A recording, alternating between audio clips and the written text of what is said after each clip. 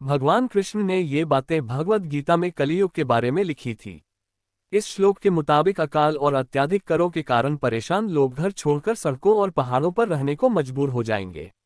ये तो सब जानते हैं कि भगवद गीता हिंदुओं का प्रमुख ग्रंथ है।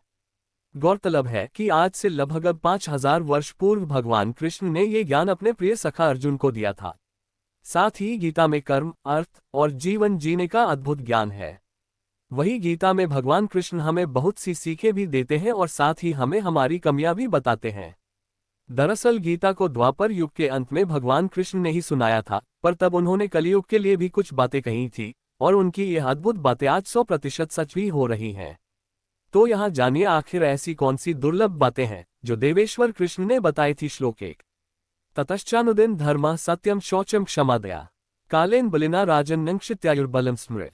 इस श्लोक के मुताबिक कलियुग में अर्थ, धर्म, सत्यवादिता, स्वच्छता, सहिष्णुता, दया, जीवन की अवधि, शारीरिक शक्ति और स्मृति सभी दिन पर दिन घटती जाएगी। श्लोक 2। वितमेव कलोन रीना जन्माचार गुणोदय धर्मन्याय व्यवस्थाया कारण बलमेव है। इस श्लोक का अर्थ है कि कलियुग में जिस व्यक्ति के पास जितना धन होगा वो उतना ही गुणी माना जाएगा और कानून न्याय केवल एक शक्ति के आधार पर ही लागू किया जाएगा। श्लोक 3। दाम्पत्यभिरुचिर हेतु माया व्यावहारिके स्त्रीत्वे पुंस्त्वे च हि रते विपृत्वे सूत्रमेव है। इस श्लोक के अनुसार इस युग में पुरुष स्त्री बिना विवाह के ही एक दूसरे में रुचि के अनुसार साथ रहेंगे। वही व्यापार की सफलता छल पर निर्भर करेगी। कलयुग में ब्राह्मण सिर्फ एक धागा पहनकर ब्राह्मण होने का दावा करेंगे। श्लोक 4। गम एवाश्रमख्यतो अन्योन्य पति कारणम अवृत्या न्यायदौर्बल्यम पांडित्ये चापलम वच।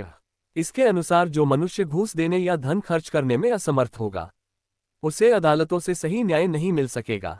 साथ ही जो व्यक्ति बहुत चालाक और स्वार्थी होगा वही इस युग में बहुत विद्वान माना जाएगा।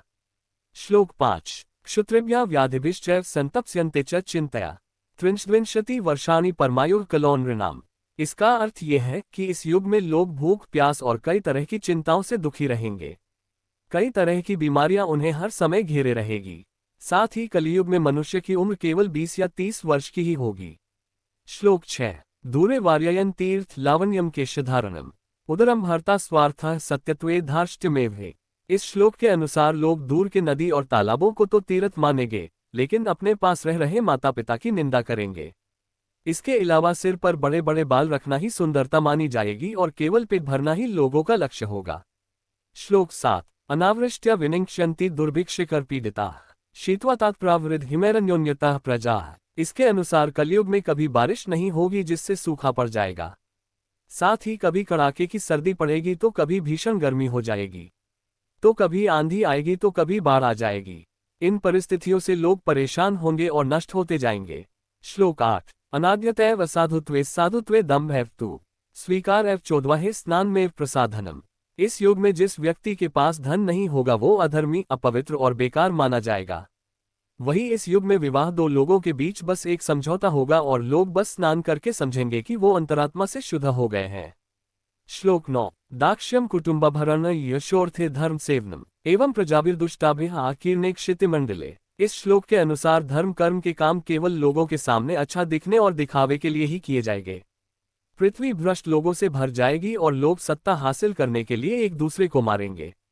श्लोक 10। आच्छिन्नदारद्रविणा यास्यन्ति गिरिकान्नम शाकमूला मिश्र क्षौद्र फल पुष्पाष्टभुजना।